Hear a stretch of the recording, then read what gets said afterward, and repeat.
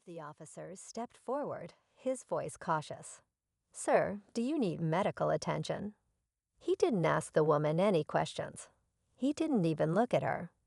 She crossed her arms, her confidence slipped the woman, took a small step back, gripping her pepper spray tighter, as if that could somehow undo what had just happened.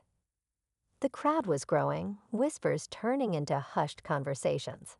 More people were realizing who the man was, and the weight of the moment was settling in. The chief didn't move, didn't raise his voice. He just let the silence stretch, waiting. One of the officers shifted uncomfortably before finally turning to the woman. "Ma'am, do you understand what you've done?" His tone had changed. No longer polite, no longer indifferent. Her eyes darted between them, her breathing quickening. I thought he was dangerous," she stammered. The excuse sounded weak, even to her. No one was buying it. The chief finally spoke again, his voice calm but firm. "Dangerous?" He let the word hang in the air, the tension thick. Then finally, he took a step forward, dotting. For the first time, she felt something unfamiliar creeping in, doubt. Before the woman could stammer out a response, another voice cut through the tension. "I saw the whole thing." A man stepped forward from the crowd, his phone raised.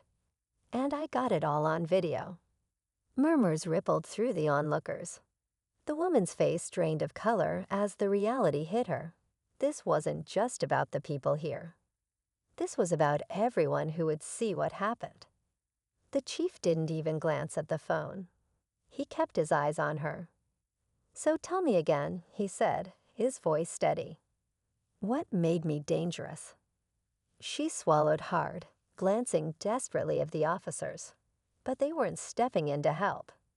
In fact, one of them took a step toward the chief, lowering his voice.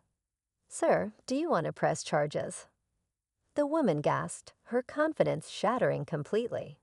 This wasn't how this was supposed to go. The woman shook her head quickly, her voice trembling. "Wait, I didn't mean, this is all a misunderstanding." But the crowd wasn't buying it. Neither were the officers. And the chief. He was still watching her, unreadable, letting her own panic trap her in the moment. Then he finally sighed and turned to the officer.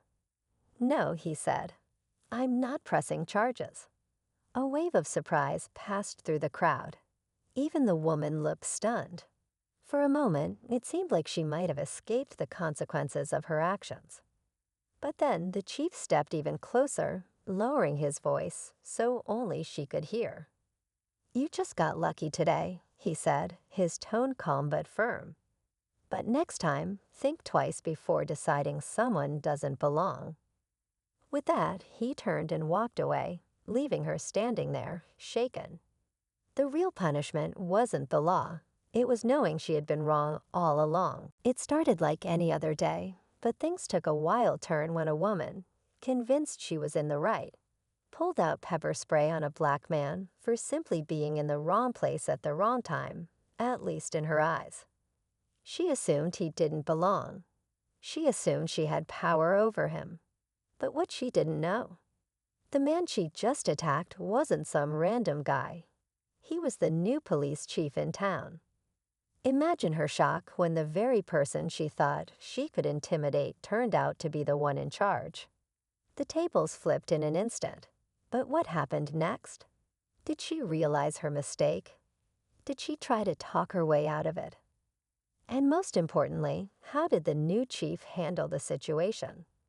Stick around because this is a story the woman stood there, still gripping the pepper spray, breathing heavily as the man wiped his face, trying to stay calm. People around them had stopped to watch, some pulling out their phones, sensing that something big had just happened. But she wasn't backing down, at least not yet. "You don't belong here," she snapped, her voice filled with a kind of confidence that comes from never being questioned. She expected him to walk away, maybe even apologize. Instead, he took a deep breath and straightened his jacket. His eyes, still stinging, locked onto hers. Then flashing lights filled the scene as officers arrived, responding to the commotion. She smirked, thinking they were here for her defense. But as soon as they stepped out of the car, their expressions shifted. Recognition flickered across their faces. One of them muttered, just loud enough for her to hear, "Chief, you won't want to miss." The woman's smirk faded the moment she heard that word, Chief. Her eyes darted between the officers and the man she had just attacked. There was no way. This couldn't be real. But the officer's stiff posture and careful glances said otherwise. They weren't rushing to her defense like she expected. Instead, they looked uncomfortable. The man, still composed despite the burning in his eyes, finally spoke. "Is this how you treat people around here?" His voice was steady, but there was weight behind his words. The crowd murmured. A few people whispered, connecting the dots. Someone in the back gasped,